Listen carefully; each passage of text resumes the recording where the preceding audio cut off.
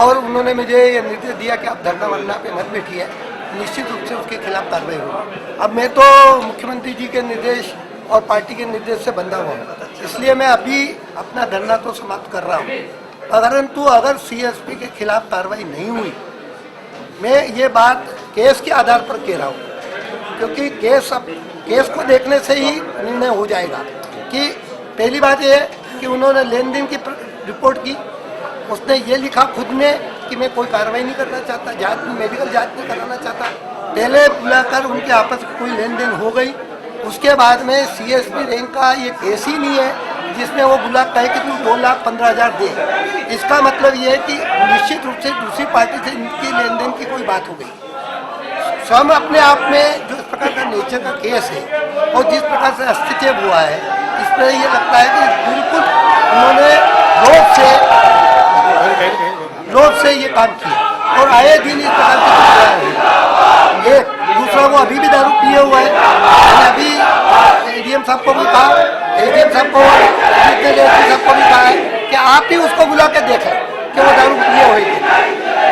दो बातें, परंतु मैं ये अभी भी है कि अगर इसके खिलाफ एक्शन नहीं हुआ तो मैं बिल्कुल लड़ाई लड़ूंगा, चाहे मुझे राजनीतिक क्षेत्र छोड़ना। कोठारी साहब, आपकी प्रदेश में सरकार मैं राजनीतिक क्षेत्र छोड़ने के लिए तैयार हूँ, परंतु मैं बदतमीजी किसी भी कीमत पर बर्दाश्त नहीं करूँगा और जनता के लिए लड़ते हैं, लड़ते रहेंगे, चाहे हम राजनीतिक क्षेत्र में रहे या न रहे। कोठारी साहब, प्रदेश में सरकार है और जो अभी अंत हुआ है, तो ये नहीं लगता है कि आपको पहले ही डायरेक्ट सीएम और प्रभात झा से बात करनी चाहिए, पब्लिकली आंदोलन नहीं करने की आवश्यकता? नहीं, देखिए कुछ बातें ऐसी होती है कि जब आम आदमी के साथ दुर्व्यवहार हो तो उसका प्रतिकार भी आम लोगों के बीच में होना चाहिए।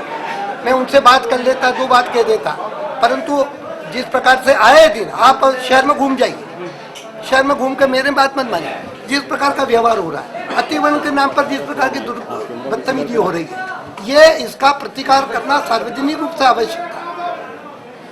कुछ चीजें ऐसी होती है जो सार्वजनिक जिसका विरोध किया जाना चाहिए और इसलिए मैंने किया।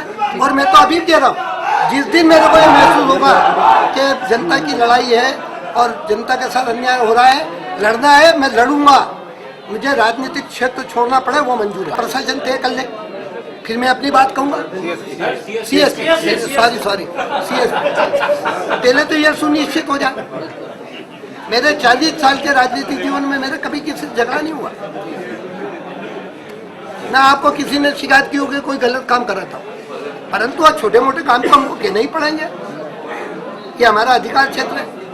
मंत्री जी के सामने ऐसा उन्होंने बताया कि कुछ नगर परिवेक्षक द्वारा शब्दों का प्रयोग किया गया है और ये पूरा मैटर क्या था कि दो पक्षों के बीच में विवाद चल रहा था, इसके बारे में पूरी जांच की जा रही है और ये संपूर्ण मामला वरिष्ठ अधिकारी को भी बताया गया है और उन्हें जांच के आदेश दिए हैं और जो भी तथ्यों के आधार पर जांच होगी और जो भी इसमें दोषी पाएगा उसके विरुद्ध कार्रवाई की जाएगी। अच्छा, अब हिम्मत जी की दो मांग थी, दोनों मांगे आपके सम्मुख रखी, उन पे क्या एक्शन ले रहा है आपका? एक मांग तो उनकी ये थी कि ये जो प्रकरण है क्या उसमें पुलिस हस्तक्षेप योग्य था या नहीं, तो इसमें जांच हो जाएगी पुलिस के पास कैसे मामला आया और किन दो लोगों के पक्ष में विवाद चल रहा था और क्या लेन देन का मामला था। दूसरा जो था कि इसमें जो अभद्रता की है तो उसके बारे में भी जांच पूरी हो जाएगी।